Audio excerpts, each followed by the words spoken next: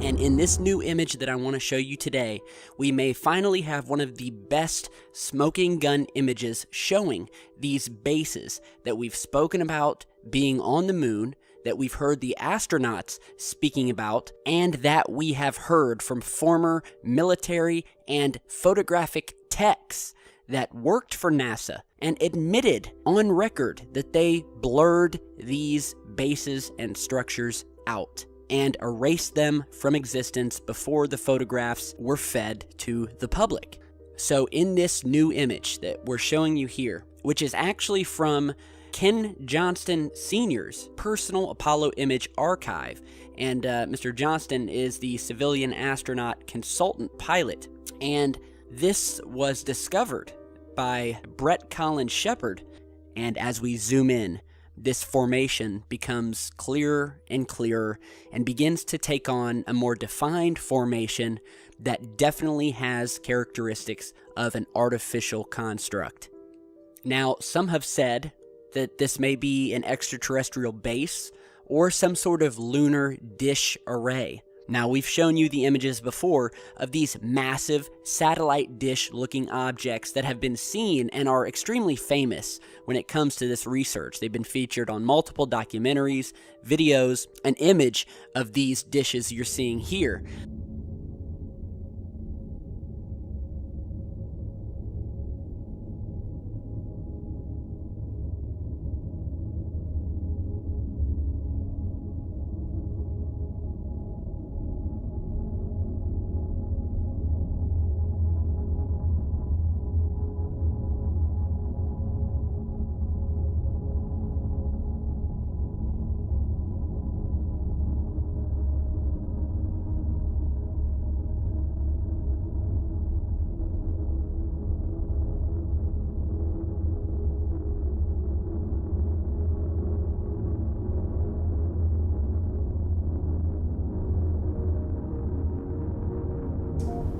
The exosphere is the outermost layer of the Earth's atmosphere and is around 6,200 miles from the Earth's surface.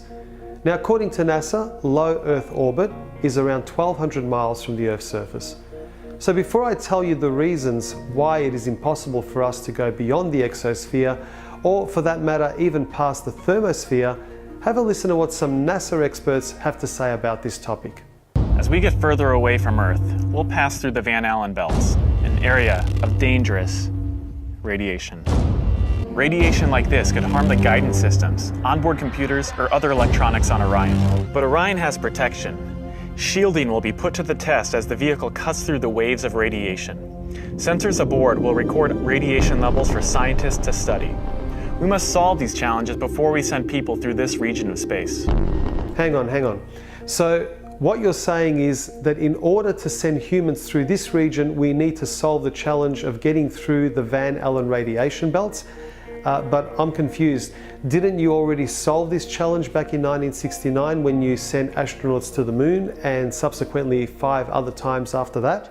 But we're also really pushing the boundaries in terms of where we're going forward with exploration. I think humans are naturally driven to do this, and this is really the beginning, I think, of human beings leaving low Earth orbit. I certainly plan on being around to see that.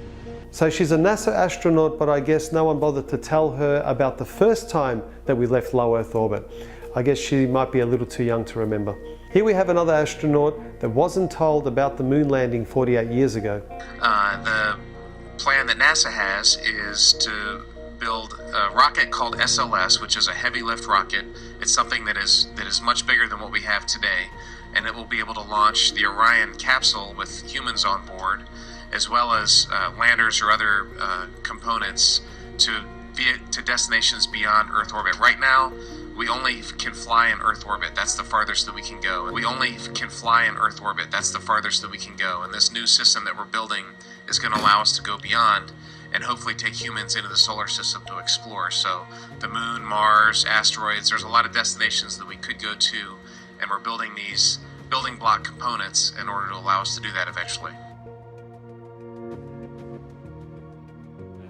Once we travel beyond low Earth orbit, the crew will be exposed to larger amounts of radiation. So we have to design both the crew protection systems and our electronic systems to withstand this radiation. So that would mean that Neil Armstrong, Michael Collins and Buzz Aldrin were a tough bunch of SOBs able to withstand all that brutal radiation, considering these challenges are still yet to be solved. So how is it that we had the technology to achieve this amazing feat back in 1969, but we're still working on the technology in 2017, almost half a century later? Well, I managed to find a very clever and well-informed astronaut that will totally straighten things out for us and explain exactly why we're not able to return to the moon and break through those Van Allen radiation belts. Have a listen to this clever chap. I'd go to the moon in a nanosecond. The problem is we don't have the technology to do that anymore. We used to, but we destroyed that technology, and it's a painful process to build it back again. This guy, oh boy. Here's a real-life example of what can happen to you when you're exposed to all of that outer space radiation.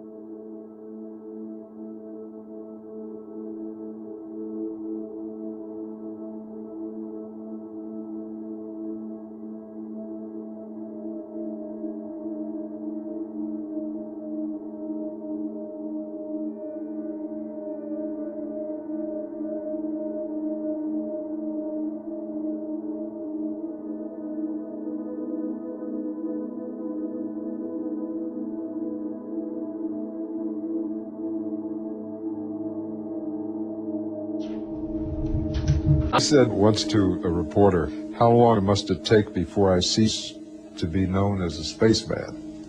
Why did you make that comment? I guess we all like to be recognized not for one piece of fireworks, but for the ledger of our daily work. Strolling around the Ohio farm where he was born, Armstrong is easy to talk to but hard to know. He can seem guarded, but above all, we were struck by his humility. You sometimes seem uncomfortable with your celebrity, that you'd rather not have all of this attention. No, I just don't deserve it.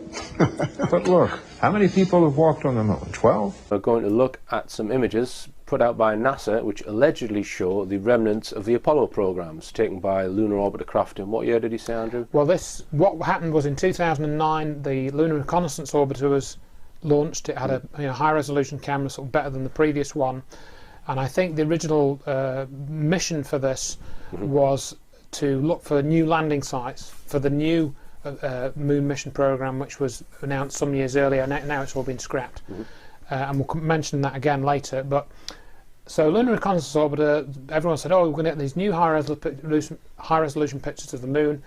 We're going to fly over the old landing sites. We'll be able to see the craft, and that'll, prove all these crazy conspiracy theories, wrong. So these were images we waited with great fanfare, and finally, I think it was the 11th of August 2009. Sorry, 11th of September, I think it was actually when these came out. 2009. Yeah, it was an interesting date. Was it the 11th of November or it's 9/11? It was 9/11 date anyway. Yeah. And what we see on NASA's website is the supposed picture of the Apollo 11 site. And the Apollo 11 Lunar Excursion Module, the LEM, is shown as basically a sort of reasonable sized white blob with 3 and a bit white blobs around it. And you can see this sort of the feet. The feet, exactly. Right. Feet of the actual, the landing part that they left on the moon. So basically with this, And there's a scale on there. There's a scale on their image. Correct, and they give you this figure of 200 meters. So when you look at the space between these dots, which is meant to be the feet, you know, of the lunar excursion module's landing section, you can then work out how big this distance is, because they give you a scale. So this is what I did. I worked this out. So I found out the size of the distance between the feet, which is of the lunar module excursion, lunar excursion module, and it's 31 feet diagonally across. Along the longer length, yeah. Okay. Right. So if you plug that into the figures that NASA gives you for the size of this image, that lunar excursion module landing section should fit into a space at 7 by 7 pixels on that image. 7 by 7 pixels. That's the figure you come out with. Or maybe it'd be 8 by 8, okay. Possibly 9 by 9 or something. You know, you could maybe slight margin of error, something around that figure. So when I actually measured what this alleged photograph shows, and I measured the distance across, it's basically a distance of about 28 pixels. Right. Which means so it's a factor of 4 too big. Roughly between 3 and 4, depending on how you sort of turn the image and so forth. Right. But so it's completely the wrong size. Yeah. The image So it's the wrong size. And, it's the wrong size. And we were talking about UFOs. We were. And funnily enough, let's say I brought out an image. I had someone on the show who was eulogizing about an image. Hey, let's say it was taken from a helicopter. Yeah. Hey Richard, I was in my helicopter the other day and I filmed this UFO. It's phenomenal. Look at it. Look at the picture. And if they showed that, what would people say? Exactly. If you showed that as an image of an alleged UFO that you took and you didn't have anybody else's photograph of it to back you up, would you believe that that was a metal object resting on the ground below you? Would you believe that that was a real photograph? Yeah. People will believe this because it's on NASA's website. Yeah. Because NASA say that is the Apollo 11 craft, then people believe it is. Yeah, exactly. But if you look at the quality of that image and you study this, I don't know whether this will come out on the video. As you say, it's a white blob, Andrew. Could be anything. Right. You know, and then you look at these other, and then what I tried to do is I tried to get an impression of what it should look like, and I managed to find, this isn't again a totally realistic image, because we see the lunar module in orbit rather than landed, but I tried to get an impression of what we should see on that LRO image. And by resizing it, to a 7 by 7 pixel image, or a 25 by 25 pixel image, which is the size I calculated it to be, and then I compared that with the NASA image, and there is, you know, it just doesn't add up. If you compare it to Google Maps or Google Earth, which a lot of people are familiar with now, it's pathetic. We do have a comparison with GeoEye. So why haven't we got, and there's none of these vertical grainy lines either. If you look at those LRO images, they've got these vertical lines in them for some reason, which I don't really understand what those are. So if you compare these two images, why isn't it in colour for one? Why isn't it in colour? Why, and the same goes with the images from Mars. Why are we still predominantly getting black and white images? Well, we'll come on to Mars. So but that, going back to that, so why have we got such rubbish images from LRO? The ones from GeoEye are pretty good. You know. So the first one that they put out, allegedly of Apollo 11, it's just a white blob and it's completely the wrong size. It's 4 times too big.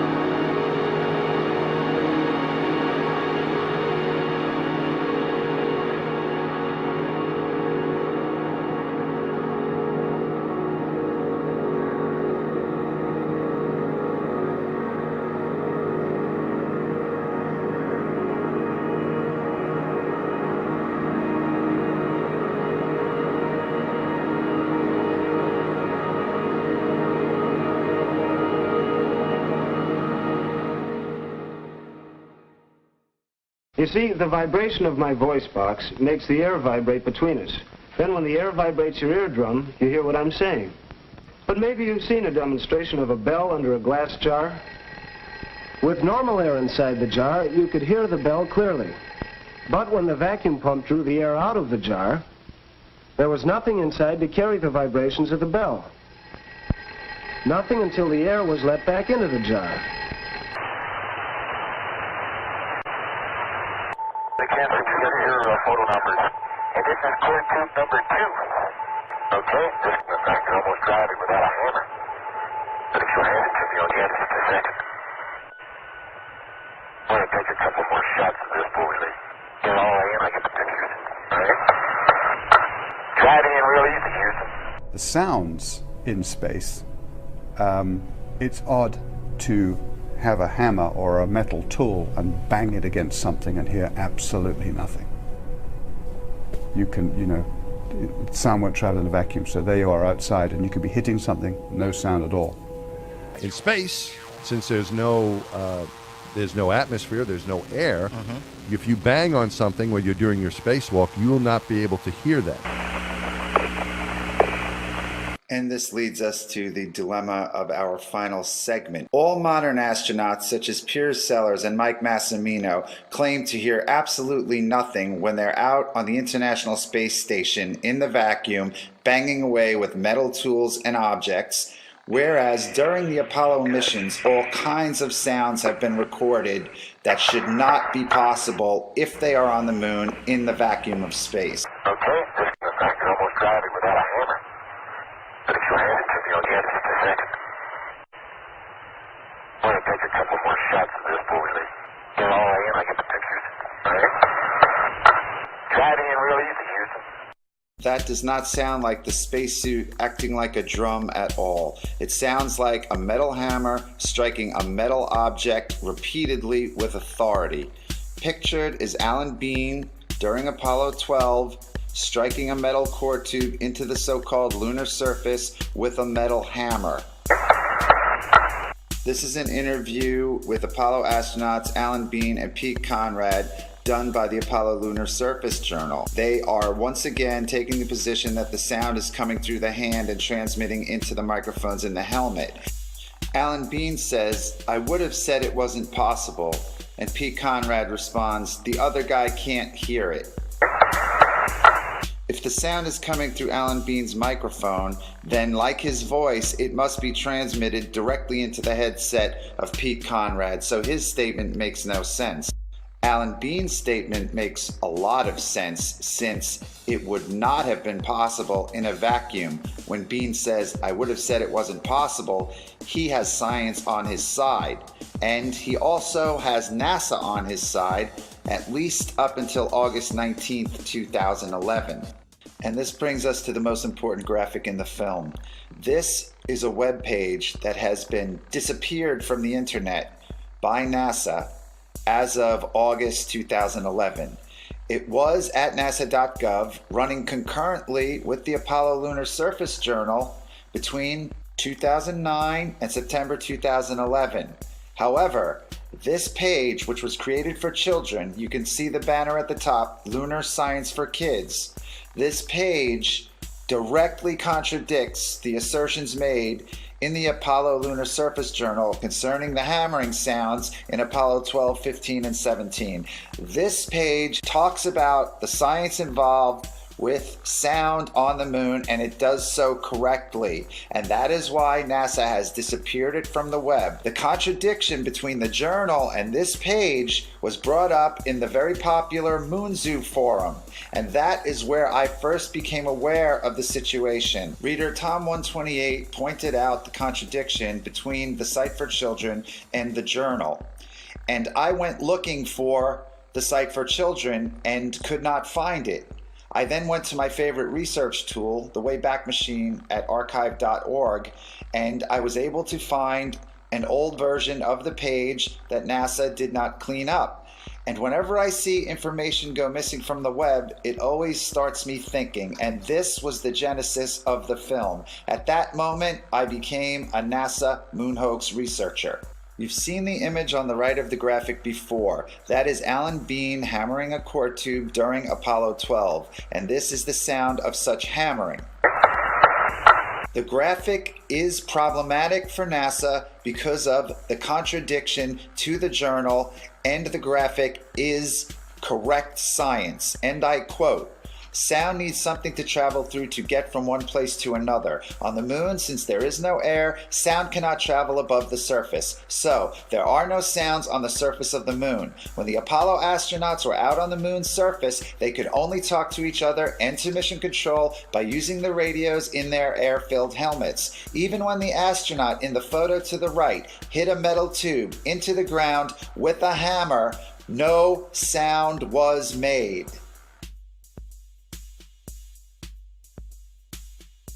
All of the sounds so far analyzed were made by the astronauts as they were handling tools, but now we are going to analyze some sounds that are made a distance away from the astronauts.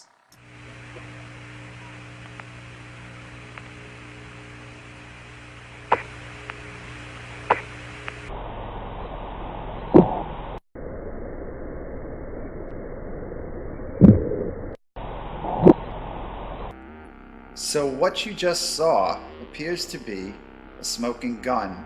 That scene, which was broadcast live to the world during Apollo 15, shows astronaut James Irwin. He takes this cord or band off of a canister, and those canisters are in the mesa table, which Irwin is standing in front of. He unravels the cord, which has two metallic locks at the end of it, pictured here.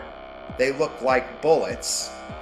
He takes that off, he unravels it, he reaches back with his right hand, and he throws the cord away. Let's take another look at it.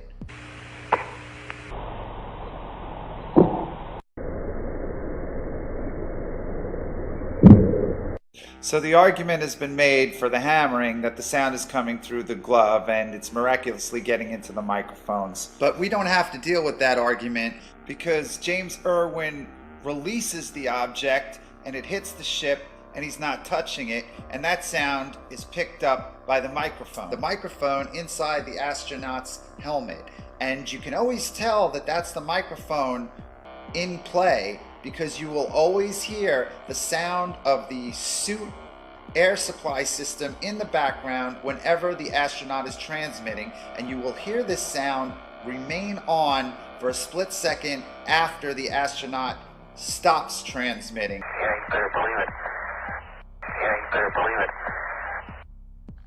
Both the outside of the ship and the inside of the ship in the cabin are in the vacuum because the lunar module does not have an air hatch. So when the astronauts leave the lunar module, it is depressurized. Microphones in the lunar module plug into the audio centers. The only voice possibilities are through the use of the headsets. They took off with 6 microphones, 3 Snoopy caps. Each astronaut also had a lightweight headset at launch. While they were on the moon and the suspect audio event took place, they were wearing their Snoopy caps. Communication cables, which are the umbilical cords that the astronauts plugged into while in the lunar module, as you can see from the checklist, were stowed prior to EVA. Also, looking at the same exact checklist, we can see that the lightweight headsets were also stowed prior to EVA. So, there were no live microphones inside the cabin.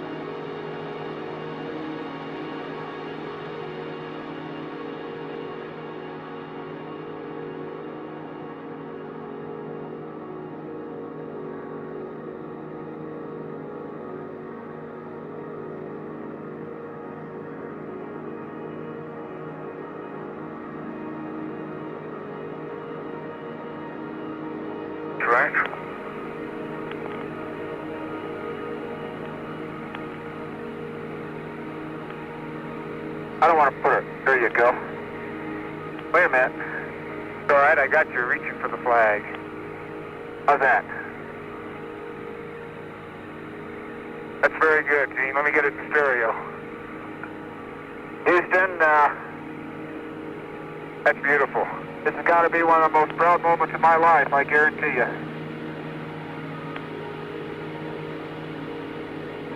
Let's get a close-in one and we'll trade cameras. Houston, I don't know how many of you are aware of this, but this flag has flown in the Mocher since Apollo 11.